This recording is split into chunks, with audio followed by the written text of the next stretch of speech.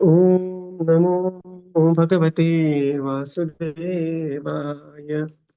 Om Namo Bhagavate Vasudevaya. Om Namo Bhagavate Vasudevaya. Narayanam Namaskritya Naram Chaiva Narottamam Devim Saraswatim Vyasam Tato Nashtaprayeshu Bhadreshu Nityam Bhagavata Sevaya.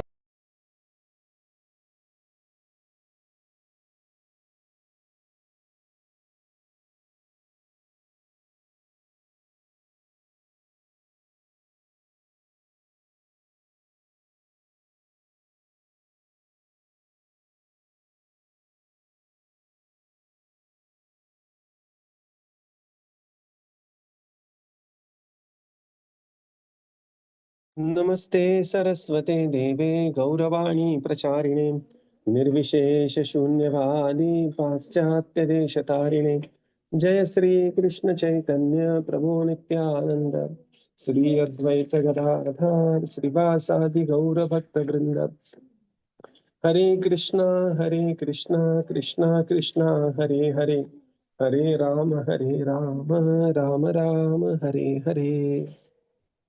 Hare Krishna, reading from Śrīmad Bhāgavatam by His Divine Grace, A.C. Bhaktivedanta Swami Srila Prabhupada Ki Jai. We are reading from Canto 4, Chapter 13, Description of the Descendants of Dhruva Mahārāja. So, we are continuing with the next chapter. In Bhagavatam, there is a lot of times there is a Vamshavadi being spoken. That this Vamsha and other ways. So now we are going to see the description of descendants of Dhruva Mahārāja. That how Dhruva Mahārāja he was ruled, who ruled after Dhruva Maharaj, and within the same dynasty. And then somewhere we will see there is a great personality appearing, and that is Prithu Maharaj, Maharaj Prithu. Okay. So this chapter is divided into 5 sections. Section 1 to 5, Vidura is inquiring about the Prachetas, because there is a mention of Prachetas, that Narad Muni, he narrated this entire pastime at the sacrifice performed by the Prachetas. So text 1 to 5, Vidura's inquiry about Prachetas. From 6 to 20, Maitreya describes the descendants of Dhruva Mahārāja. Right. 21 to 24, that Vidura is astonished and he is inquiring about such a rogue Vena, who is also in the line of Maharaj Dhruva's line. So there is an inquiry about this.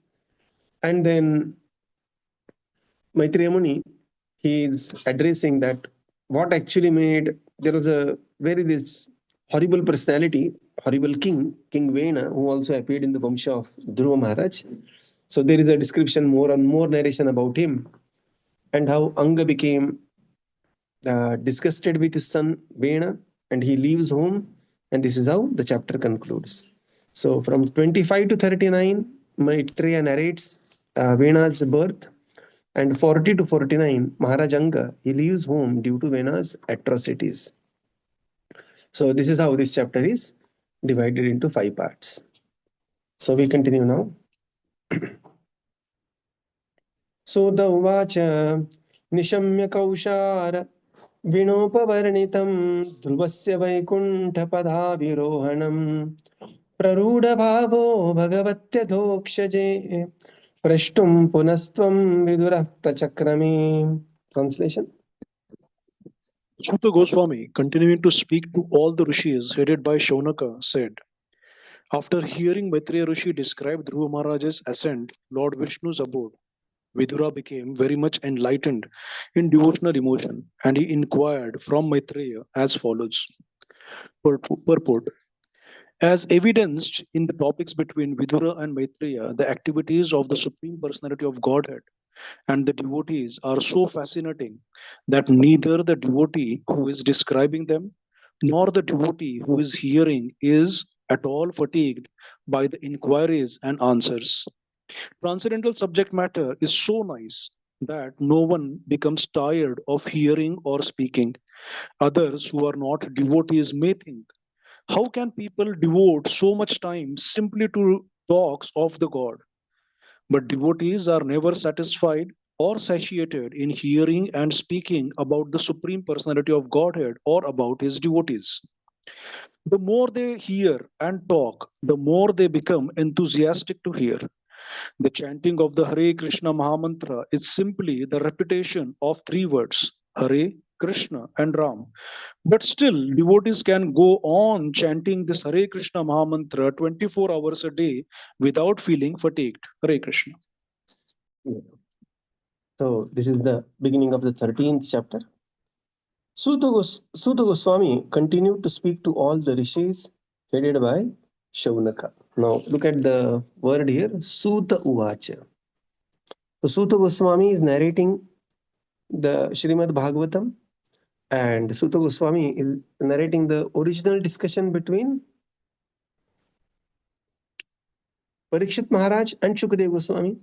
And within the discussion of Parikshit Maharaj and Shukadeva Goswami, there is a discussion between Maitreya Muni and Vidura. Right? So now we are back at Sūta Gosvāmī. So this is the layer within the layer discussions. Okay. Sūta Gosvāmī continued to speak to the sages of Naimiśāraṇya headed by Shaunaka. After hearing Maitreya Rishi describe Dhruva Mahāraja's ascent to Vaikuntha Loka, Dhruvasya Vaikuntha Padabhirohanam, right? Dhruva's Vaikuntha Pada Abhirohanam, ascent to the abode of Lord Vishnu, Vidura became very much enlightened in devotional emotion. Vidura was very deeply feeling Kaushara. He was very deeply feeling about Dhruva Maharaj. And thus he inquired further from Maitreya Muni. In the purport, Srila Prabhupada explains that the activities between the Lord and his devotees are so fascinating. You know, the devotee became, this 5-year-old boy became offended by some harsh words of the mother, did tapasya, what a tapasya. That entire universe came to stand still. Supreme Lord was pleased. He offered him Dhruva Loka, and he said, no, I don't want. So all these activities are very fascinating to hear. And devotees can go on describing. Srila Prabhupada writes further, many times people may wonder, how can you keep on hearing or speaking Bhagavad Gita, Bhagavatam, devotees, they may ask devotees like that. Sometimes they ask devotees, कौन से temple गए थे? ISKCON temple गए थे, Hare Krishna temple. And the next day, next Sunday, the same temple. Next day, same temple. I said, go to different temples at least. No. So the advancement of a devotee can be, this is the barometer of advancement. The more they hear and talk, the more they become enthusiastic to hear. Right? That, Gunashraya, Uttama Shloka Ratihi. So this is very important thing, that how much we are interested in chanting and hearing. This is the taste in our Krishna consciousness. Similarly, chanting of Hare Krishna Mahamantra, which is of 3 words, Hare Krishna and Rama, but devotees can chant 24 hours a day without feeling fatigued. Right? At least we have our own experience. How many of you remember the day when you first time took the mala? I very distinctly remember the day. And our preacher, in my case, it was Radhesham Prabhu. And they said that we'll chant 1 round of Hare Krishna and close your eyes. And we were holding the mala and chanting Hare Krishna, Krishna Krishna, Hare Hare, Hare Ram, Ram Ram, Hare Hare. And the mala was moving, going on. And from other end, we were just looking, kab aayega end karke mala. Right? So from there, we all have started. And then we chanted 4 rounds and we became 16 rounder devotees and chanting 16 rounds. So this is the advancement is our taste in chanting and hearing should increase. Otherwise, it is called as na utpadayet yadi ratim shrama eva hi kevalam. So this is very important thing, that our taste in chanting and hearing should increase progressively. So one sign of advancement is our appreciation for the process of devotional service, for the personalities, for the devotees, for the deities. Everything will keep on increasing. That is the sign of advancement. Text 2. Vidura uvacha kete prachetaso nama Kasyapatyani suvrata kasman vavaye prakhyata kutrava satram bhasata. Translation? Translation: Vidura inquired from Maitreya, O greatly advanced devotee, who were the Prasetas? To which family did they belong? Whose sons were they? And where did they perform the great sacrifices? Purport: the great Narada singing in the previous chapter of 3 verses in the sacrificial arena of the Prachetas gave another impetus to Vidura to ask further questions. Hare Krishna. Yeah. So Vidura inquired from Suvrata. Suvrata here is Maitreya Muni. Oh, greatly advanced devotees, who are these Prachetas? You said that Narada Muni spoke all these pastimes at the sacrifice of Prachetas. Which family did they belong? Whose sons they are? And where did they perform that great sacrifice? And Srila Prabhupada explains in the purport that in the text 40 of the previous chapter, there is indication that Narada Muni spoke 3 verses about the glories of Dhruva Mahārāja at the sacrifice of Prachetas. 41, 42, 43. And these 3 verses, what is the impetus to Vidura, to further inquire about Prachetas. Text 3. Manye Mahabhagavatam Naradam Devadarshanam Yena Prokta Kriya Yoga Paricharya Vidirhare. Translation? Vidura continued, I know that the sage Narada is the greatest of all devotees. He has compiled the Pancharatrika procedure of devotional services and has directly met the Supreme Personality of Godhead. There are two different ways of approaching the Supreme Lord. One is called Bhagavata Marga, or the way of Śrīmad Bhāgavatam, and other is called Pancharatrika Vidhi. Pancharatrika Vidhi is the method of temple worship, and Bhagavata Vidhi is the system of 9 processes which begin with hearing and chanting. The Krishna conscious movement accepts both processes simultaneously and thus enables one to make steady progress of the path of realization of the Supreme Personality of Godhead. This Pancharatrika procedure was first there's some Yeah, was first introduced by the the great sage great Narada, sage. as referred here by Vidura. Thank So you. here Hare Krishna. now Vidura further continued. Manye Mahabhagavatam Naradam Devadarshanam. That Narada Muni is a Devadarshanam. Devadarshanam here means, here Deva is the Supreme Lord. Darshana means he has personally met Supreme Personality of Godhead. And he is Mahabhagavatam, Devadarshanam. He knows the Kriya Yoga and Paricharyar Vidhir Harehe. Paricharyar Vidhi means, Srila Prabhupada describes that Narada Muni is the greatest of all devotees and he has compiled the Pancharatrika procedure of devotional service. And he is Deva Darshanam, directly meeting the Supreme Lord. In the purport, Srila Prabhupada explains there are 2 ways to meet the Supreme, approach the Supreme. One is called as Bhagavata Vidhi, another is called Pancharatrika Vidhi. Bhagavata Vidhi is Shravanam, Kirtanam, Vishnu Smaranam. This is Navavidha devotional service. And Pancharatrika Vidhi is a very detailed system of worshipping deities in the temple. And this Pancharatrika Vidhi was introduced by Narada Muni first time. So therefore he is called as Paricharyar Harer Vidhi. Paricharyar Vidhir Hare Kriya Yoga. Actively worshipping the Supreme Lord. Very nice verse actually this is. Devadarshanam, Mahabhagavatam, Kriya Yoga, and Paricharya Vidhir Hare. So there is a book called as Narada Bhakti Sutra and Narada Pancharatra. So these are the major books by Narada Muni. Text 4. Swadharmashilai Purushair Bhagavan Yagya Purushaha Ijjamano Bhaktimata Naradene Ritakilaha. Translation. While all Prachetas were executing religious rituals and sacrificial ceremonies, and thus worshipping the Supreme Personality of Godhead, for his satisfaction, the great sage Narada described the transcendental qualities of Dhruva Mahārāja. Purport: Narad Muni is always glorifying the pastimes of the Lord. In this verse, we see that not only does he glorify the Lord, but he also likes to glorify the devotees of the Lord.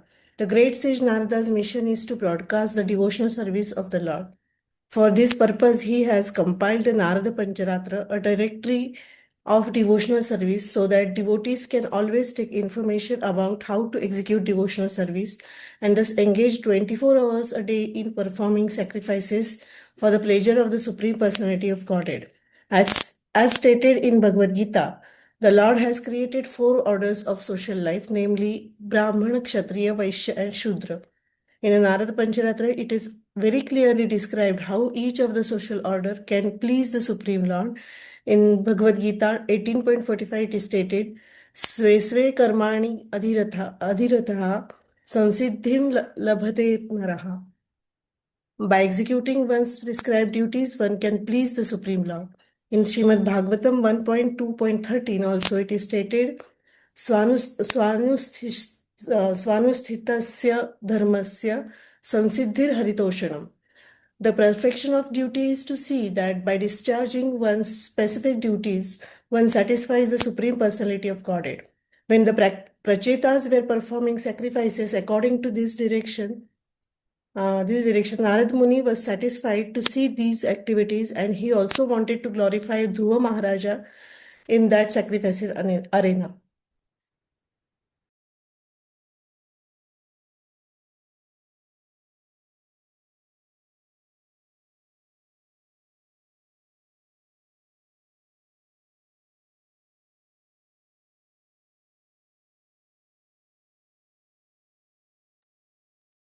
Hare Krishna Prabhuji, we are not able to hear you. If you're talking, you're talking on mute probably. Yeah, sorry. So here, while all the Prachetas were executing the religious rituals and the sacrificial ceremonies, the great sage Narada described transcendental qualities of Dhruva Mahārāja. In the purport, Srila Prabhupada explains that Narada Muni is generally known for chanting Narayana, Narayana. Or in Gaudiya Vaishnava Sampradaya, we see Narada Muni chanting Narada Muni Bajaye Vena Radhika Ramana Nami. He's chanting the holy names of Radhika Ramana, Radha and Krishna. But not only is chanting the glories of the Lord, he's also chanting the glories of the devotees of the Supreme Lord. So he is glorifying the Lord and also glorifying the devotees of the Supreme Lord. And this is Narada Muni's mission, to broadcast the devotional service. And this is the reason why he compiled Narada Pancharatra. Narada Pancharatra very elaborately describes about Chaturvaranyam Maya Srishtam Guna Karma Vibhagashaha, how there are 4 Varnas. And according to 4 Varnas, how one can really perform the devotional service and especially deity worship. And this is being very elaborately explained by Narada Muni. Later, even in the 7th canto, so Varnashrama Dharma is a very scientific arrangement of the society. Unfortunately, it degraded into a caste system, and it somehow the Kali Yuga effect is like that. But because it is the system created by the Supreme Lord, it is always visible everywhere, right? Even in 1984, George Orwell talks about all are equal, but some are more equal. Satirical remark on the communism. So even in the communist society, Prabhupada writes, there is a fight for the post of dictator. Everybody is equal, but there is a dictator. So the natural divisions of the society, one can never undo. It is the system of the Lord, and it has to be followed everywhere. Correct? Then, according to one's guna and karma, how can one really engage in devotional service, especially in deity worship? And that is being explained by Narada Muni in Narada Pancharatra. Even in the 7th canto of Śrīmad Bhāgavatam, Narada Muni is going to very elaborately discuss with Yudhishthira Maharaj the duties of 4 Varnas and 4 Ashramas. Very, very elaborately.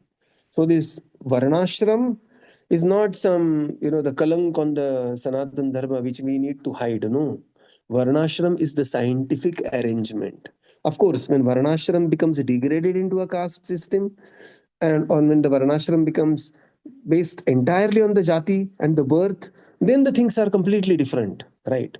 But the varnashram per se is the scientific division of the society. Srila Prabhupada quotes Bhagavad Gita here that execution of one's prescribed duty to please the Supreme Lord, and same is the in Śrīmad Bhāgavatam. By performing one's duty, one has to please the Supreme Personality of Godhead. Very simple shloka. Yat karoshi, yad ashnasi, yad juhosi, tadasi yat, yat tapasyasi kaunteya, tat kurushva madarpanam. Yajñārthat karmano anyatra lokoyam karma bandhana. So, this is how the Lord says all our activities should be performed as an offering to the Supreme Lord. Text 5. Yastadevarshina tatra varnita bhagavat katha mayyam sushrave brahman karsnenaschashtumarhasi.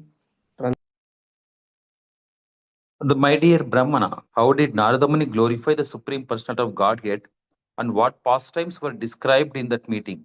I am very eager to hear of them. Kindly explain fully about the glorification of the Lord. Purport.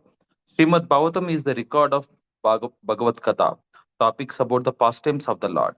What Vidura was anxious to hear from Maitreya, we can also hear 5,000 years later, provided we are very eager. Just a reference to what is the reference? Reference to the prachetas and the sacrifice. Vidura is so excited that he's saying, my dear Vidurji, please, my dear Maitreya-ji, please explain to me that what was the pastime described in that meeting? How did prachetas meet the Supreme Lord? And what all things? I am very eager to hear about them. Srila Prabhupada explains in the purport, Śrīmad Bhāgavatam is the record of Bhagavad Katha.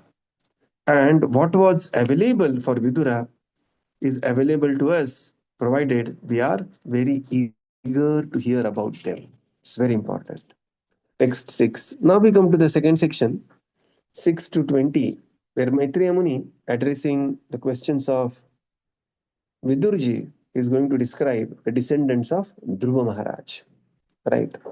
So, text 6. Maitreya uvacha Dhruvasya chotkala putra pitari prasthite vanam sarvabhaumashriyam naichat adhirajasanam pituhu.